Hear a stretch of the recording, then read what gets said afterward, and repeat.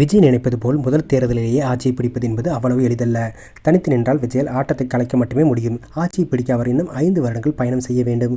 அதிகபட்சமாக அதிமுக, திமுக ஆட்சியை பிடிக்க விடாமல் தொங்கு சட்டசபையை வரவைக்க விஜயால் முடியும். ஆனால் காங்கிரஸ், விசிகவோ அல்லது அதிமுகவோ கூட்டணி அமைத்தால் நிச்சயம் ஸ்வீப். தமிழக அரசியல் வரலாற்றில் 2026 சட்டமன்ற தேர்தல் என்பது ஒரு புதிய பரிமாணத்தை எட்டியுள்ளது.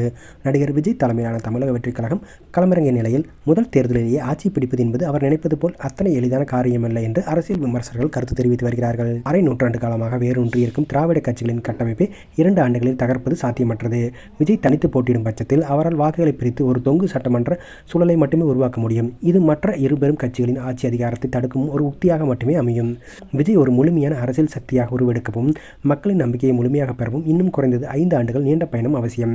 களத்தில் நின்று மக்களுக்காக போராடி தனது சித்தாந்தத்தை அடிமட்ட தொண்டர்கள் வரை கொண்டு செல்வதற்கு கால அவகாசம் தேவைப்படுகிறது.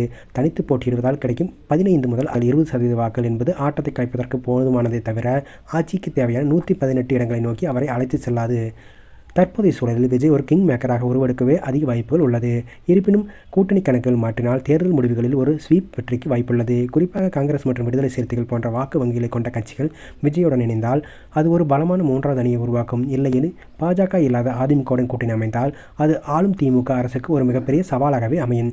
இத்தகைய கூட்டணிகள் அமையும் பட்சத்தில் உதிரி வாக்குகளும் நடுநிலை வாக்குகளும் ஒட்டுமொத்தமாக ஒரு திசையில் குவிந்து ஒரு பெரும் வெற்றியை அணிக்கு பெற்றுத்தரும்.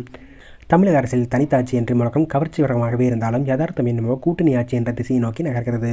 திமுக கூட்டணியில் தற்போது நிலவும் சில சலசலப்புகள் காங்கிரஸ் மற்றும் விசிக போன்ற கட்சிகளை மாற்றாக சிந்திக்க தூண்டலாம். அவ்வாறு அவர்கள் விஜயை நோக்கி நகர்ந்தால் அது தேர்தலுக்கு முந்தைய ஒரு மெகா கூட்டணியாகவே உருவெடுக்கும். அத்தகைய கூட்டணியால் மட்டுமே திராவிட ஆட்சிகளின் பலமான கோட்டைகளை தகர்த்து ஒரு புதிய விடியலை ஏற்படுத்த முடியும் என வல்லுநர்கள் கருத்து தெரிவித்து வருகிறார்கள். சமூக வலைதளங்களில் விஜய்க்கு இருக்கும் ஆதரவு என்பது ஒரு பிம்பம் மட்டுமே. அது வாக்குச்சாவடியில் அப்படியே பிரதிபலிக்க வேண்டுமானால் அதற்கு பலமான பூத் கமிட்டிகளும் அனுபவம் வாய்ந்த அரசியல் தலைவர்களின் வழிகாட்டுதல்களும் அவசியம். அதிமுகவின் சீனியர் தலைவர்கள் சிலர் விஜயை நோக்கி நகர்வது போன்ற செய்திகள் வருவதும் இதனால்தான். தாவேக்கு ஒரு தனித்த சக்தியாக நின்றால் திமுக அல்லது அதிமுக இரு கட்சிகளில் ஒன்றின் வெற்றியை தட்டி பறிக்கும் காரணியாக மட்டுமே இருக்குமே தவிர அவர்களால் கோட்டையில் அமர முடியாது என்பதே கசப்பான உண்மை. இறுதியாக 2026 தேர்தல் என்பது விஜய்க்கு ஒரு வாழ்வா சபா போராட்டமாகவே இருக்கும்.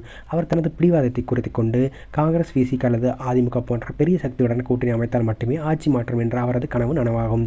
இல்லையில் தமிழகம் ஒரு தொங்கு சட்டமன்றத்தை தூக்கி தள்ளப்படும். இது ஒரு நீண்டகால அரசின் முட்டுக்கட்டைக்கு வழிவகுக்கும். விஜய் எடுக்கப் போகும் அந்த ஒரு கூட்டணி முடிவுதான் அடுத்த 5 ஆண்டுகள் தமிழகத்தை ஆளப்போவது யார் என்பதை தீர்மானிக்கும்.